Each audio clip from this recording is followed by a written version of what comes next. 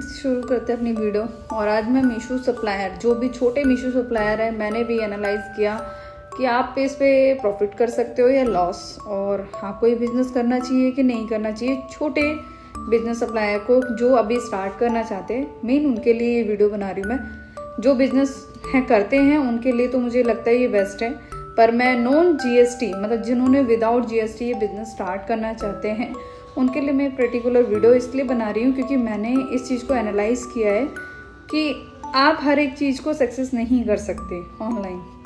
तो ऑनलाइन इसलिए सक्सेस नहीं कर सकते क्योंकि इसमें जो है, मैंने भी अपना एक बिजनेस बनाया जिसमें मैंने कुछ प्रोडक्ट सेल करे, पर सेल हुए। ऐसा नहीं है कि न्यू सप्लायर को सेल नहीं आती, सेल आती है, ऑर्डर आते हैं, सारी चीज़ें। आप बस उस जगह फंस जाओगे जहां आपका रिटर्न आया प्रोडक्ट, क्योंकि रिटर्न शिपिंग फीस इतनी ज़्यादा है।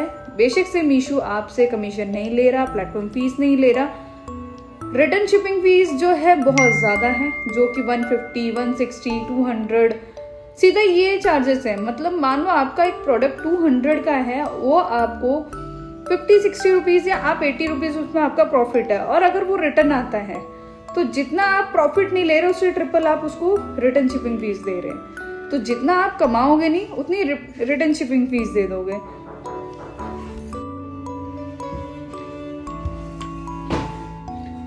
उतनी आप इसमें रिटर्न शिपिंग फीस दे दोगे, क्योंकि मेरे साथ ये बहुत बार हो चुका है। क्योंकि मेरे ऐसा नहीं है ऑर्डर नहीं आए, ऑर्डर आए हैं और गए भी हैं। रिटर्न जो आया, कुछ तो रिटर्न इतने गंदे कस्टमर्स होते हैं, मैं नहीं बोलना चाहती, मुझे नहीं पता कि तुम किसी की 10-20 रुपए की चीज़ या कुछ जो चीज़ तुम परचेज नहीं कर सकते तो तुम ऐसा क्यों करते हो। मतलब जो कस्टमर करता है या डिलीवरी पार्टनर करता है, ये नहीं पता।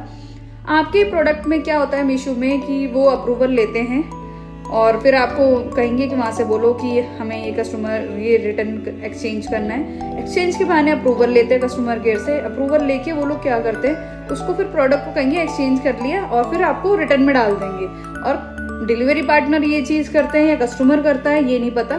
पर कस्टमर ऐसा मुझे लगता नहीं कि ऐसा करेगा, और शायद कस्टमर भी करते हो, ये नहीं पता। मेरे साथ ऐसा हो चुका है। तो अगर आप छोटे सप्लायर हो तो सोच समझ के इस बिजनेस को स्टार्ट करना, क्योंकि आपका बिजनेस आप प्रॉफिट के लिए कर रहे हो। पर आपका प्रॉफिट अगर होगा ही नहीं तो आप इस बिजनेस को क्यों आगे बढ़ाओगे। तो मेरे को तो लॉस हुआ है, मैं नहीं झूठ बोल सकती इस चीज़ के लिए, क्योंकि जो मैंने एनालाइज किया कि आपको ये बिजनेस करना चाहिए नहीं करना चाहिए, मेरे हिसाब से नॉन जीएसटी नहीं करना चाहिए। मतलब जीएसटी के साथ भी अगर आप करोगे तो रिटर्न तो आना ही आना है, तब तो आप टैक्स भी पे कर रहे हो। तो अभी तो चलो टैक्स पे नहीं करे, पर अब तो आप टैक्स भी पे करोगे, और फिर बहुत सारी चीज़ें हैं। आप मतलब कस्टमर, मैं धीरे धीरे इस वीडियो को बताऊंगी आपको मीशो के लिए कैसे क्या चीज़ है। और मैंने ये भी कोशिश करके देख लिया कि प्राइस कम कर लो, प्राइस कम करो, ठीक है, ऑर्डर आते हैं प्राइस कम करने के बाद, पर कस्टमर ना आज के टाइम पे क्या चाहता है ना, वो आप एनालाइज ही नहीं कर पा रहे हो और ना कर सकते हो। छोटे क्रिएटर तो मेरे को लगता है जो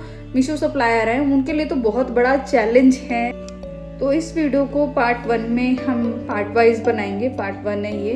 तो कंटिन्यू करती हूँ, मैं आपको एक एक चीज़ मीशो सप्लायर की बताऊंगी जो कि अभी तक मीशो पे या यूट्यूब पे किसी ने भी नहीं बताया। सब ऑनलाइन बिजनेस ई कॉमर्स करते हैं, मैंने भी करके देख लिया, और अपना एक्सपीरियंस मैं आप लोगों के साथ शेयर करूंगी कि आपको करना चाहिए या नहीं करना चाहिए, आगे तक बताऊंगी।